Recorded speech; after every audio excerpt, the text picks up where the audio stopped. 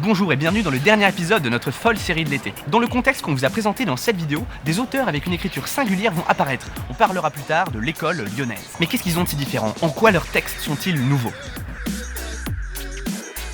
Les poètes de l'école lyonnaise commencèrent à écrire avec un héritage lourd, celui des grands rhétoriqueurs. Ces poètes du XVe siècle avaient une écriture qui se caractérisait entre autres par sa virtuosité, avec par exemple plein de jeux sonores partout, comme dans ce poème de Marot.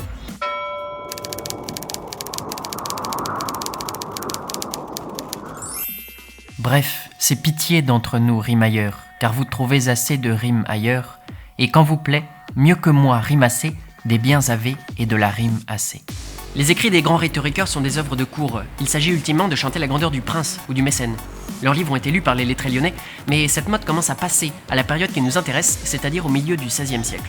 C'est dans ce contexte qu'émerge un groupe de poètes marqués par des courants de pensée venus d'Italie, l'école de Lyon. D'une part, la redécouverte de Platon, traduit et commenté par l'italien Marcille Ficin au XVe siècle, leur inspire une conception mystique de l'amour. L'amour devient ce sentiment menant à la connaissance du beau et du bien.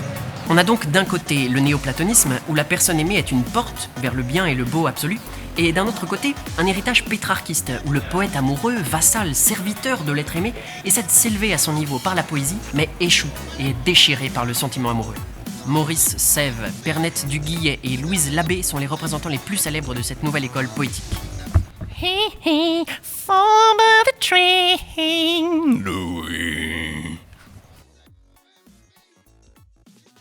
Maurice Sèvres, c'est le fer de lance de l'école de Lyon. Il connaît la gloire à 43 ans au moment où paraît Délit, objet de plus haute vertu, qui est un recueil de 10 amoureux d'inspiration pétrarchiste et néoplatonicienne. Il le revendique comme le premier canzoniere français. Délit, c'est hyper stylé et ça a pas mal inspiré au 19e siècle les poètes symbolistes comme Mallarmé par exemple. 4 ans après Délit, en 1548, Maurice Sèvres se fait poète officiel puisqu'il est chargé d'organiser les fêtes données à l'occasion de l'entrée d'Henri II à Lyon. À l'époque, quand un souverain fait son entrée officielle dans une ville du royaume, l'usage était d'en faire le récit en caressant le roi dans le sens de la crinière. Maurice publie donc l'année suivante « Magnificence de la superbe et triomphante entrée de la noble et antique cité de Lyon faite au très chrétien roi de France Henri II de ce nom ». Il marque la ville de sa présence en plusieurs endroits, notamment ici sur le mur des Lyonnais, où il fait face à Louise Labbé, dont on va parler juste après. Mais il donne aussi son nom à la cour intérieure du musée de l'imprimerie. Musée de l'imprimerie qui est putain de fermé à 17h30. L'école de Lyon a pour particularité de voir aussi émerger des figures féminines fortes, parmi lesquelles Pernette du Guillet. C'est en elle que la critique a pu reconnaître la Délie que Maurice Sèvres chantait. Elle était aussi poète, tout comme le troisième personnage que nous allons vous présenter, Louise Labbé. Attends, mais donc Pernette du Guillet, c'était le deuxième personnage? Oui. Bon bah c'était rapide. Oui. Ok. Louise Labbé.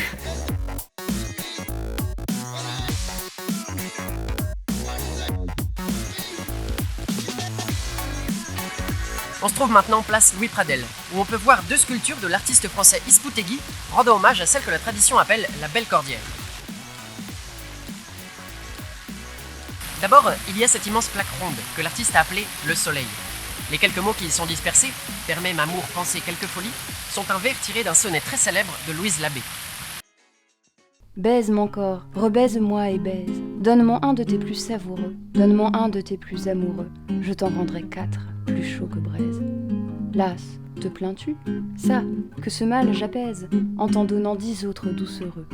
Ainsi, mêlant nos baisers tant heureux, jouissons-nous l'un de l'autre à notre aise.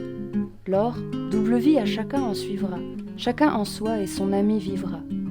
Permets, m'amour, penser quelque folie. Toujours suis mal, vivant discrètement, et ne me puis donner contentement, si hors de moi ne fait quelque saillie.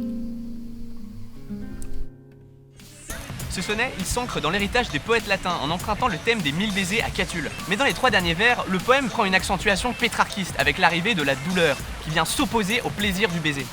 Mais le pétrarchisme apparaît surtout dans les derniers vers. Et ne me puis donner contentement, si hors de moi ne fait quelque saillie. C'est ma douleur qui vient me pousser au mouvement, c'est ça le pétrarchisme.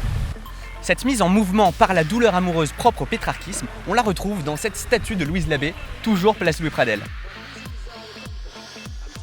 Cette statue au visage double, déchiré, rappelle le déchirement amoureux du célèbre poème de Louise Labbé « Je vis, je meurs », fondé sur le mouvement d'opposition et d'antithèse qu'affectionnaient les pétrarchistes. Je vis, je meurs, je me brûle et me noie, j'ai chaud extrême en endurant froidure. La vie m'est trop molle et trop dure, j'ai grands ennuis entremêlés de joie. On est ici au Louise Café, qui se trouve dans l'ancienne maison de Louise Labbé. Elle est juste à côté de la rue de la Belle Cordière, qui est nommée ainsi en hommage à la poétesse, femme d'un cordier. En 1555, son recueil œuvre paraît chez l'imprimeur Jean de Tourne. Il retrace, à la façon du canzoniere de Pétrarque, un parcours amoureux, de la rencontre de l'être aimé au désespoir de ne pas être aimé en retour. Mais, twist final inattendu, en fait la poétesse se dit que ce qui lui donne le plus grand kiff, c'est d'écrire. Donc finalement le mec n'est pas le plus intéressant, il est supplanté, dépassé par la nécessité d'écrire. C'est ce qui se passe dans ce superbe poème intitulé « Tant que mes yeux pourront larmes épandre ». Donc on vous laisse avec un dernier mot sur Louise Labbé et on vous dit à plus dans le bus. Je rigole, je comprends pas le bus, on n'est pas des ploucs. À plus dans le Uber. Tant que mes yeux pourront larmes épandre, à l'heure passée avec toi regretter, et qu'aux sanglots et soupirs résister, pourra ma voix et un peu faire entendre. Tant que ma main pourra les cordes tendre du mignard luth pour tes grâces chanter. Tant que l'esprit se voudra contenter de ne vouloir rien, force que toi comprendre. Je ne souhaite encore point mourir. Mais, quand mes yeux je sentirai tarir, ma voix cassée et ma main impuissante, et mon esprit en ce mortel séjour, ne pouvant plus montrer signe d'amante, prierai la mort noircir mon plus clair jour.